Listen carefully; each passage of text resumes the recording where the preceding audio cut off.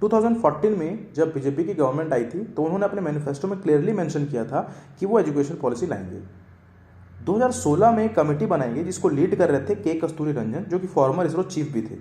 इस कमेटी ने 31 में 2019 को एक ड्राफ्ट प्रपोज किया, जिसको 1.5 लाख से ज़्यादा सजेशन लेने के बाद गवर्नमेंट ने एक्सेप्ट कर लिया था। एचआरडी मिनिस्ट्री के वेबसाइट पे आप अगर अभी जाओगे तो उस पर फुल ड्राफ्ट अपलोड ही नहीं है, बस एक 66 पन्नों की डॉक्यूमेंट है जो कि समरी बता रही है एजुकेशन पॉलिसी की। अभी जो हमारा एजुकेशन सिस्टम है वो 10+2 का है, यानी क्लास 1 से क्लास 10 तक कॉमन सिलेबस और उसके बाद अगले 2 साल स्पेसिफिक स्ट्रीम की पढ़ाई। और अगर गवर्नमेंट स्कूल को देखा जाए तो वहाँ पे स्कूलिंग क्लास 1 से स्टार्ट होती है, और प्राइवेट स्कूल्स की तरफ अगर देखा जाए तो वहाँ पे क्लास 1 से पहले आज भी नर्सरी, एलकेजी, यूकेजी ये पढ़ाए जाते हैं। अब जो हमारा नया एजुकेशन पॉलिसी आया है वो 5+3+3+4 यानी 15 साल का होगा। इसके पहले जो था वो 10+2 यानी कि 12 साल का। ये जो एक्स्ट्रा 3 साल है ये गवर्नमेंट स्कूलों में क्लास 1 से पहले ऐड किया जाएगा, जिसे प्री स्कूलिंग और आंगनबाड़ी का नाम दिया गया है। पहली स्टेज होगी फाउंडेशनल स्टेज, जिसमें शुरू के 3 साल होगी आंगनबाड़ी और प्री स्कूलिंग, उसके बाद क्लास 1 और क्लास 2। ये टोटल 5 साल का होगा। इसमें बच्चों के फाउंडेशन को स्ट्रॉन्ग किया जाएगा और बच्चों को लोकल लैंग्वेज में ही सिखाया जाएगा। सेकेंड स्टेज है प्रिपरेटरी स्टेज, ये 3 साल की होगी, क्लास 3 से क्लास 5 तक, जिसमें साइंस, मैथ्स, आर्ट्स, ह्यूमैनिटी जैसे सब्जेक्ट्स इंट्रोड्यूस कराए जाएंगे। थर्ड स्टेज होगी मिडिल स्टेज, ये भी 3 साल की होगी, क्लास 6 से क्लास 8 तक। इसमें एक डिफाइंड सिलेबस के हिसाब से बच्चों को पढ़ाया जाएगा। फोर्थ स्टेज होगी सेकेंडरी स्टेज, क्लास 9 से क्लास 12 तक। इसमें मल्टी डिसिप्लिनरी अप्रोच और क्रिटिकल थिंकिंग के हिसाब से सिखाया जाएगा। इस स्टेज में कोई स्ट्रीम नहीं होगी जैसे पहले होती थी मैथ्स, आर्ट, साइंस, बल्कि पूल ऑफ सब्जेक्ट होंगे, उसमें से बच्चे अपने सब्जेक्ट चूज करेंगे। इस स्टेज में सेमेस्टर वाइज एग्जाम होंगे और 2 सेमेस्टर में से जिसमें ज़्यादा मार्क्स आएंगे वो कंसिडर होंगे। मान लीजिए फिजिक्स में आप वीक हैं तो आप मीडियम फिजिक्स लेके परस्यू कर सकते हैं। हायर एजुकेशन में इन्होंने मल्टीपल एंट्री और एग्जिट कर दिया है, यानी फर्स्ट ईयर में आपको सर्टिफिकेट मिलेगा, सेकेंड ईयर में आपको एडवांस डिप्लोमा मिलेगा, थर्ड ईयर में आपको बैचलर्स डिग्री मिलेगी, फोर्थ ईयर में आपको बैचलर्स डिग्री विथ रिसर्च मिल जाएगा। मार्क्स यहाँ पे पॉइंटिंग सिस्टम है, जैसे जैसे आप पास होते जाएंगे पॉइंट्स मिलते जाएंगे। इसमें से एमफिल को हटा दिया गया है, प्रोफेशनल कोर्सेज इससे अलग रहेंगे, मतलब बैचलर्स डिग्री के बाद आप डायरेक्ट पीएचडी कर सकते हैं। क्लास 6 में कोडिंग ऐड हो चुकी है, वोकेशनल ट्रेनिंग कराई जाएगी जैसे कारपेंटर, प्लम्बर, मैकेनिक, इन सब की इंटर्नशिप कराई जाएगी।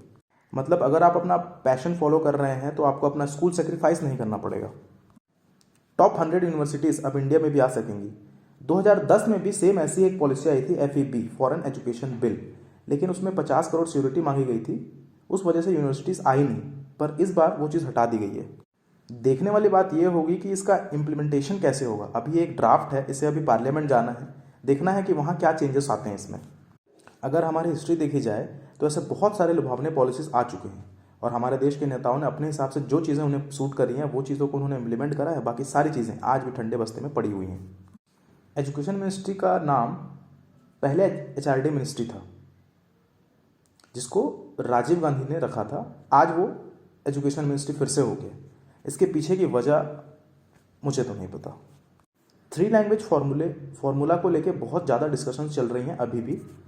इसमें यह है कि क्लास 5 तक मदर टंग और लोकल लैंग्वेज में ही सिखाया जाए और कोशिश की जाए कि क्लास 8 और उसके आगे भी मदर टंग और लोकल लैंग्वेज में ही सिखाया जाए। बट इसको भी मैंडेटरी नहीं किया गया है, ये अभी भी सजेशन पार्ट में ही है।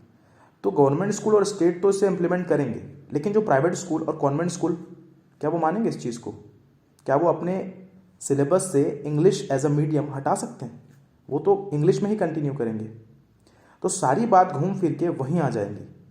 ये जो क्लास डिफरेंस हम खत्म करने के लिए एजुकेशन पॉलिसी लेके आए हैं वो वहीं की वहीं रह जाएगी, यानी कि क्लास डिफरेंस जो प्राइवेट स्कूल और गवर्नमेंट स्कूल में है वो बना रहेगा।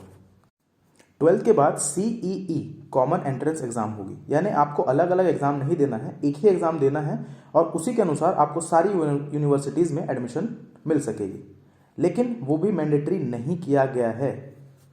अब आपको लगता है कि ये जो प्राइवेट यूनिवर्सिटीज़ हैं जो डोनेशन लेके एडमिशन लेती हैं या अपने अलग से एंट्रेंस एग्ज़ाम कराते हैं वो ये सब चीज़ों को मानेंगी? हम कंपैरिजन करते हैं USA से। अब जिमी कार्टर जो USA के प्रेसिडेंट रह चुके हैं, उन्होंने अपनी बेटी को USA के गवर्नमेंट स्कूल में पढ़ाया था, क्योंकि इंडिया में पॉसिबल ही नहीं है। इस बार के बजट में ये भी बोला गया था, बजट से पहले ये बोला गया था कि हम अपने GDP का 6% एजुकेशन में लाएंगे। तो ऐसा कब नहीं बोला गया है? 1968 में, 1986 में भी यही बोला गया था। पर जब से हमारा देश आज़ाद हुआ है एक बार भी ऐसा नहीं हुआ है कि हमने अपने GDP का 6% एजुकेशन में लगाया हो। ऑन द अदर हैंड अगर आप भूटान और नेपाल को देख लें तो वो कंटिन्यूसली 6.6% अपने जीडीपी का एजुकेशन पे लगा रहे हैं। आउट ऑफ 197 कंट्रीज एजुकेशन में पैसा खर्च करने के मामले में हम अभी भी 143 नंबर पे स्टैंड करते हैं। और पिछले अगर 5 साल में देखा जाए तो हमने 3 या 3.5% ही अपने जीडीपी का लगाया है एजुकेशन पे। और बात करें 2017-18 की तो उस पर तो हमने और कम कर दिया था, 2.7% सिर्फ हमने लगाया था। जब तक इंफ्रास्ट्रक्चर नहीं रहेगा, क्वालिफाइड टीचर्स नहीं रहेंगे, हम ये कैसे मान लें कि ये एजुकेशन पॉलिसी इंप्लीमेंट भी हो पाएगी। 5-5 हज़ार रुपये में पैरा टीचर हायर किए जाते हैं, उनसे आप ये एक्सपेक्ट कर रहे हैं कि वो क्रिटिकल थिंकिंग से आएंगे बच्चों को। Election duty, police campaign, polio campaign, family planning campaign, ये सारी चीज़ें कराई जाती हैं टीचर से।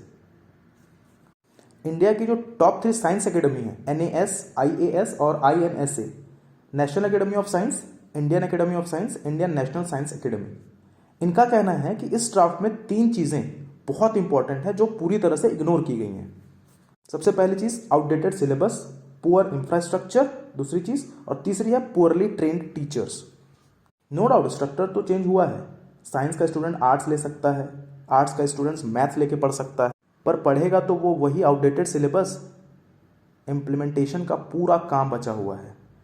इस बार बजट में एजुकेशन पर एलोकेशन हुआ है अराउंड 93,222 करोड़, जो कि बजट जीडीपी का ऑलमोस्ट अब भी 3.07% है। इस